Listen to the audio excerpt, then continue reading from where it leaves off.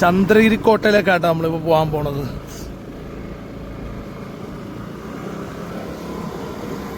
In 200 meters, your destination will be on the left.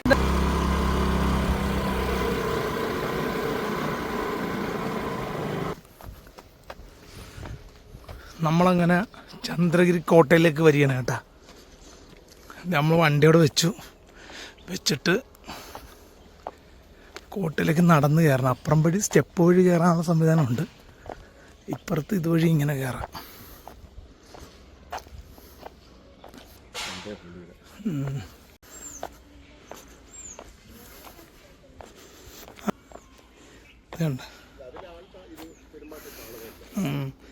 കണ്ടത് ഇതുവഴി നമുക്ക് നടന്ന് കയറാം, ഇങ്ങനെ നടന്ന് കയറി വരാം, പിന്നെ അല്ലെങ്കിൽ ഇതുവഴി കയറാം. പക്ഷെ എളുപ്പം ഇത് നമ്മൾ വന്ന വഴി തന്നെയാണ്.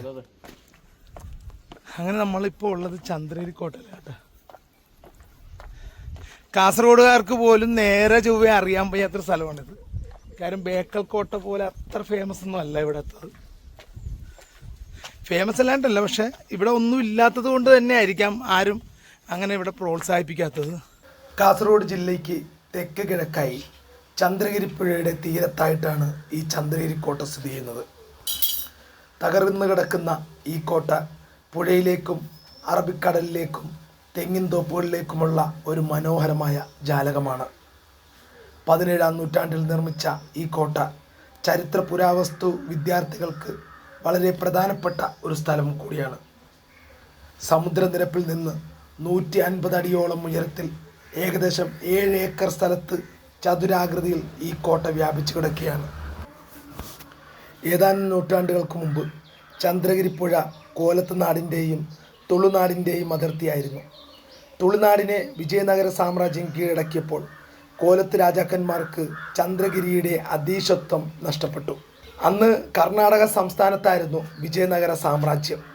അതായത് 16-ാം നൂറ്റാണ്ടോടെ വിജയനഗര സാമ്രാജ്യത്തിൻ്റെ ശക്തി ക്ഷയിച്ചു. പിന്നീട് ബേഡന്നൂർ നായ്ക്കന്മാർ എന്നറിയപ്പെടുന്ന ഇക്കേരി നായ്ക്കന്മാർ ചന്ദ്രഗിരിയെ ഒരു സ്വതന്ത്ര പ്രദേശമായി ഭരിച്ചു. ഈ രാജവംശത്തിലെ ശിവപ്പ നായിക്ക് എന്ന രാജാവാണ് രാജ്യസുരക്ഷയ്ക്കായി ചന്ദ്രഗിരി കോട്ട കെട്ടിയത്. പഴയ കോട്ടയുടെ അവശിഷ്ടങ്ങളാണ് കേട്ടോ ഇത്. ശരിക്കും പറഞ്ഞാൽ വലിയൊരു കോട്ടയാണ്. പക്ഷേ നമുക്ക് ഇതിൻ്റെ ഇപ്പോഴത്തെ ഗുണം എന്താണെന്ന് വെച്ചാൽ, ഇങ്ങനെ മേളിൽ നിന്ന് കഴിഞ്ഞാൽ ഇതുപോലത്തെ കാസർഗോഡിന് മറ്റേ ഈ പറഞ്ഞ സ്ഥലങ്ങളുടെയൊക്കെ കാഴ്ചകളും വ്യൂ ഒക്കെ കിട്ടും.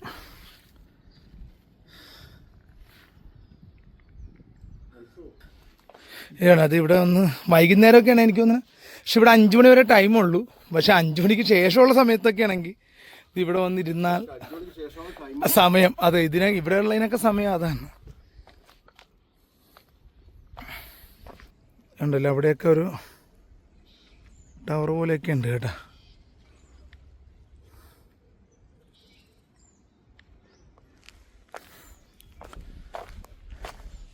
ഇവിടെ പ്രത്യേകിച്ച് പാസ്സൊന്നും വേണ്ട. ഇവിടെ കയറുന്നതിന് ഫ്രീ ആയിട്ടാണ്. ഒരു നോക്കാനായിട്ട് ഒരാളുണ്ട്. ഇപ്പം നിലവിൽ ഈ സ്ഥലം ഉപയോഗിച്ചുകൊണ്ടിരിക്കുന്നത് സാധാരണ നമ്മൾ കാണാറുള്ള പോലെ തന്നെ കപ്പിളൊക്കെയാണ് കേട്ടോ. നമ്മളൊരു വീഡിയോയ്ക്ക് നിന്ന് എടുക്കുന്നത് ശരിയല്ലാത്തതുകൊണ്ട് നമ്മൾ എടുക്കാത്തത്. കപ്പിളാണ് നിലവിലുള്ളത്.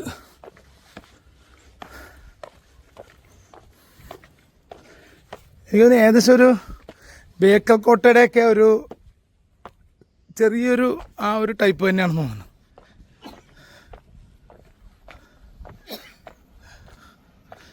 അതുകൊണ്ട് അങ്ങ് അകലെയുള്ള വിദൂര ദൃശ്യങ്ങളൊക്കെ കാണാം കേട്ടോ നമുക്ക്.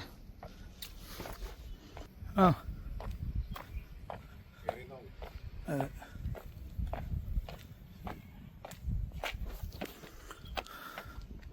അതെ, നല്ല വ്യൂ. നൂറ്റാണ്ടുകളിലൂടെ പല കൈമറിഞ്ഞ ചന്ദ്രഗിരി കോട്ട മൈസൂരിലെ ഹൈദരാലിയുടെ കൈകളിലും ഒടുവിൽ ബ്രിട്ടീഷ് ഈസ്റ്റ് ഇന്ത്യ കമ്പനിയുടെ കൈകളിലും എത്തിച്ചേർന്നു. ഇന്ന് കേരള പുരാവസ്തു വകുപ്പിന് കീഴിലുള്ള ഒരു ചരിത്ര സ്മാരകമാണ് ഈ ചന്ദ്രഗിരി കോട്ട. ചന്ദ്രഗിരി ഭൂപ്രദേശം സംസ്ഥാന വിഭജന സമയത്ത് 1956 കേരള സംസ്ഥാനത്തോട് ഇത് ചേർക്കപ്പെട്ടു. ഇവിടെ പുരാവസ്തു വകുപ്പ് നടത്തിയ ഖനനത്തിൽ കല്ലും ഇരുമ്പും കൊണ്ടും നിർമ്മിച്ച പീരങ്കി ഉണ്ടകളും ഇരുമ്പ് ഉപകരണങ്ങളും മൺപാത്രങ്ങളൊക്കെ ഇവിടെ കണ്ടെത്തിയെന്നാണ് പറയപ്പെടുന്നത്.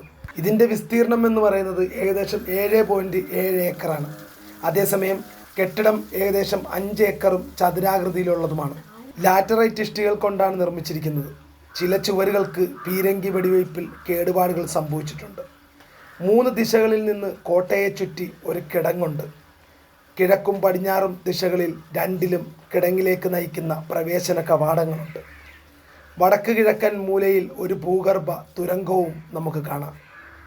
കോട്ടയിൽ 8 കൊത്തളങ്ങളുണ്ട്. ഓരോന്നിനും പീരങ്കി ദ്വാരങ്ങളുമുണ്ട്. പ്രധാന കൊത്തളം വടക്ക് ഭാഗത്തായിട്ടാണ് സ്ഥിതി ചെയ്യുന്നത്.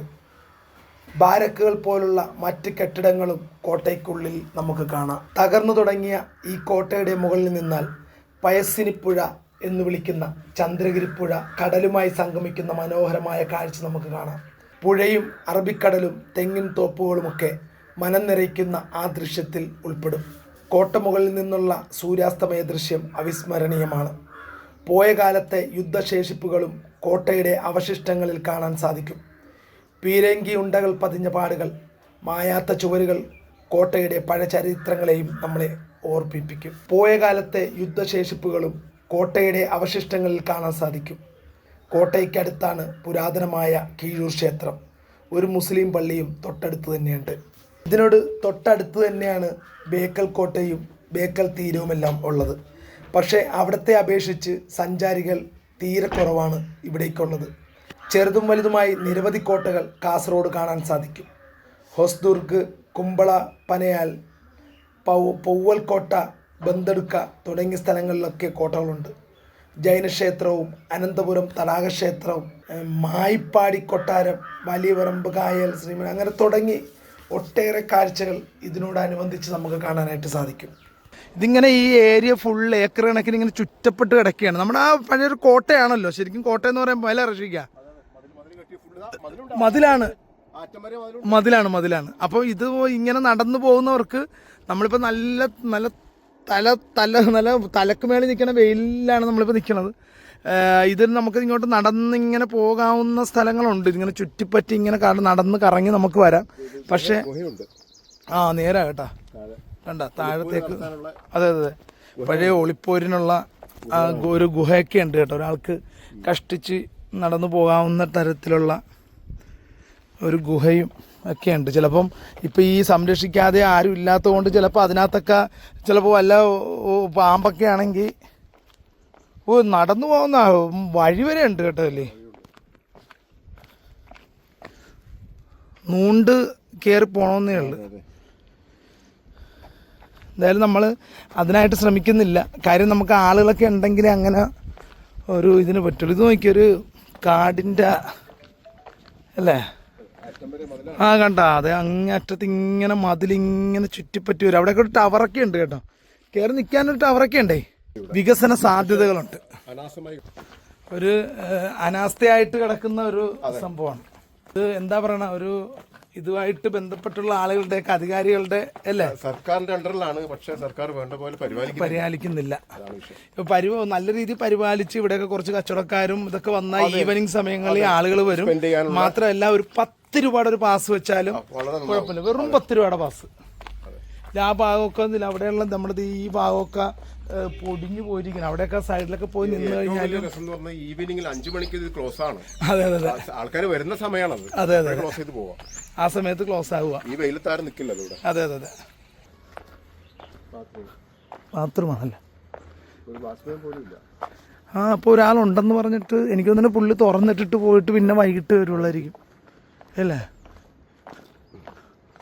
ഇവിടെ താഴത്ത് നോക്കുമ്പോൾ ഒരു ആ ബേക്കൽ കോട്ടയുടെ ഒക്കെ ചെറിയ ആ ഒരു ലുക്ക് തന്നെയാണ് കേട്ടോ. ആ ഒരു സൈഡിൽ നിന്നൊക്കെ ഈ ഒരു സാധനമൊക്കെ കോട്ടകൾക്കെല്ലാം ഒരേ ലുക്കാണെന്നാണ് എനിക്ക് തോന്നുന്നത് അല്ലേ. കണ്ണൂരല്ലേ.